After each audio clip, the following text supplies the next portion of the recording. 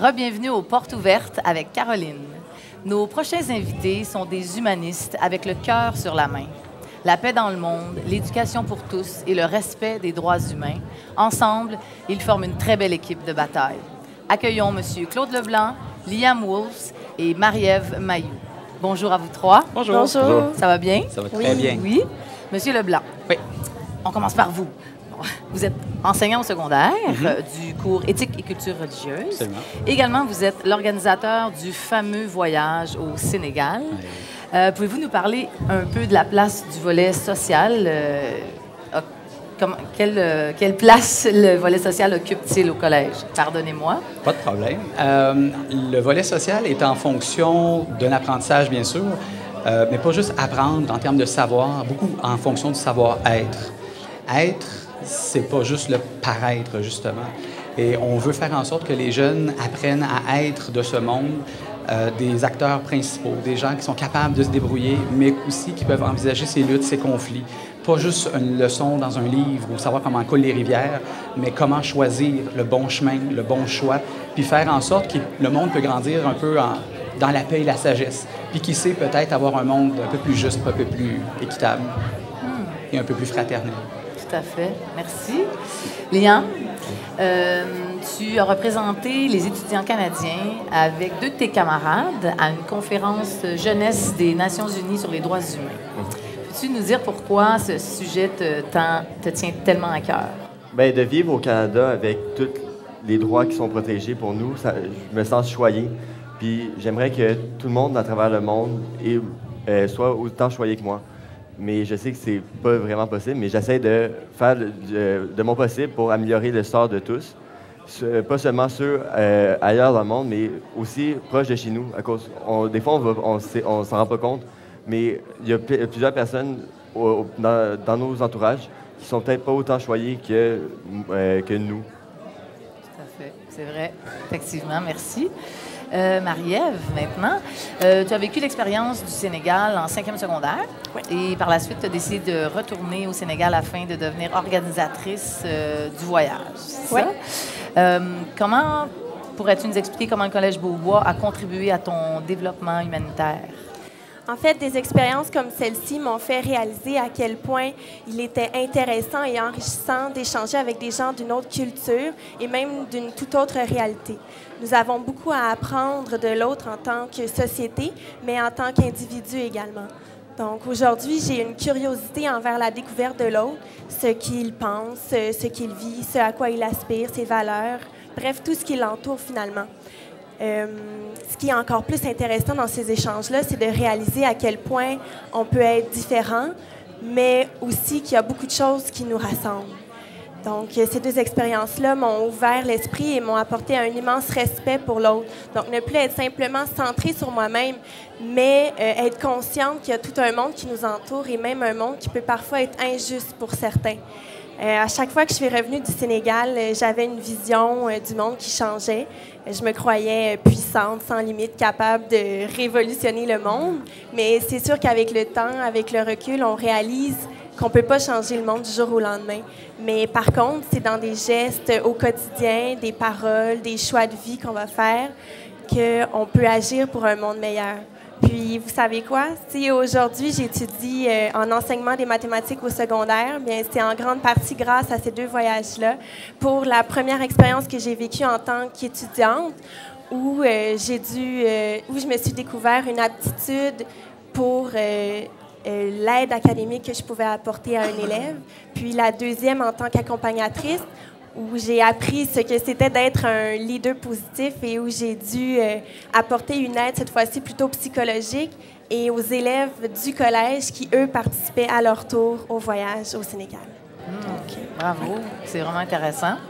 Merci beaucoup à vous trois d'avoir témoigné, en fait, de la mission tellement altruiste du Collège Beaubois. Je trouve que ce que ça fait, en fait, c'est que c'est vraiment un enseignement humain qui demande aux élèves de Beaubois d'élargir leurs frontières. Alors, ça me fait penser à Ophélia qui nous attend. Elle nous a préparé aussi, elle, un reportage sur la vie informatique qui contribue également à cette ouverture sur le monde. À toi, Ophélia. Ah, bonjour Caroline. J'étais en train de lire les incroyables nouvelles sur le site du Collège Beaubois. Du Sénégal au Honduras, en passant par les recoins de l'Europe, il faut dire que le Collège Beaubois rayonne partout dans le monde. Je suis dans la salle d'informatique Blaise Pascal où j'ai rencontré un peu plus tôt M. Jean-François Houle qui fait voyager ses élèves à travers l'univers d'Internet. Beaubois 2.0. C'est plus de 200 ordinateurs mis à la disposition des élèves du primaire et du secondaire. Afin d'ouvrir toujours plus leur horizon sur le monde physique et virtuel qui les entoure, une activité a récemment été mise sur pied. Radio Beaubois. Vous écoutez Radio Beaubois, la radio qui parle de nous, juste pour vous. Eh bien, Radio Beaubois, c'est un projet qui a germé dans nos têtes il y a quelques années. On voulait un projet rassembleur. Alors, on a décidé de réunir toutes les activités, de présenter les activités des élèves dans le cadre d'une radio étudiante. Donc, ça dure 2 jours. C'est un projet qui est diffusé en direct pendant la journée sur Internet. Les parents, les oncles, les tantes de partout à travers le monde peuvent nous écouter et c'est en différé le soir.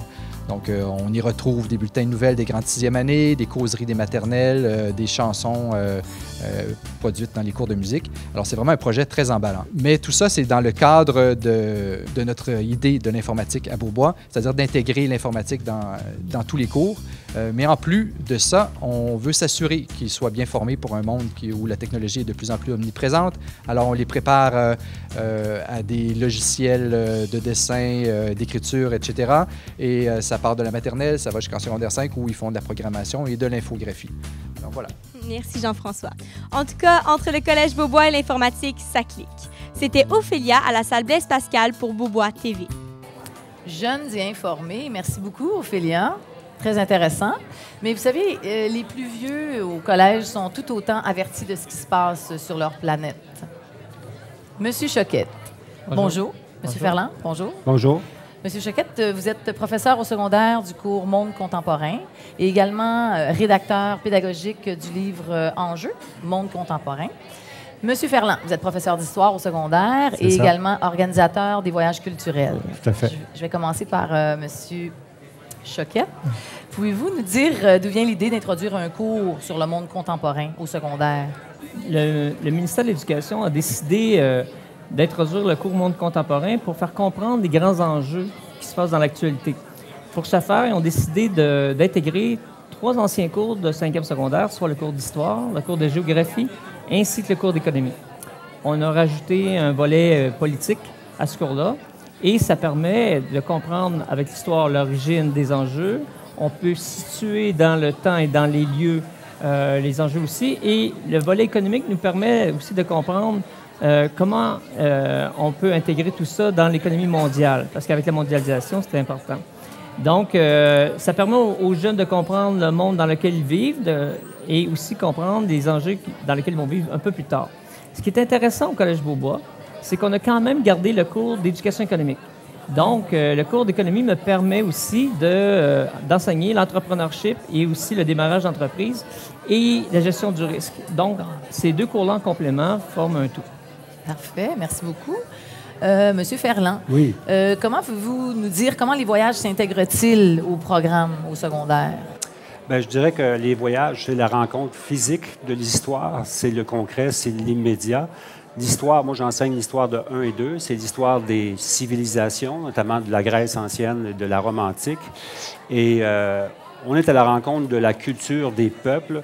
Et la culture, c'est un grand mot, ça veut dire beaucoup de choses. C'est le patrimoine architectural ou artistique des peuples. Mais c'est aussi le mode de vie, c'est la mentalité, c'est les traditions, c'est les croyances des peuples. Alors on met en contact direct, par les voyages, les jeunes avec cette réalité-là. Et on fait le lien avec le cours d'histoire qui, lui, est la partie théorique, c'est la culture littéraire avec le voyage. Alors, quelles sont vos prochaines destinations, rapidement? Bien, Pâques prochain, c'est un voyage en Italie, parce qu'en secondaire 2, on alterne à chaque année, voyage en Grèce, voyage en Italie, avec des itinéraires qui changent à tous les ans. On amène une trentaine d'étudiants, d'élèves, donc avec accompagnateurs, à Pâques, pendant 10 jours. Et il y a aussi les voyages familiales qui se passent au début de l'été. Nous sommes déjà allés en Europe centrale l'été passé, en Irlande, en Angleterre, en Écosse. Et on prévoit, on est en train de mettre en place des projets qui visent éventuellement la Chine.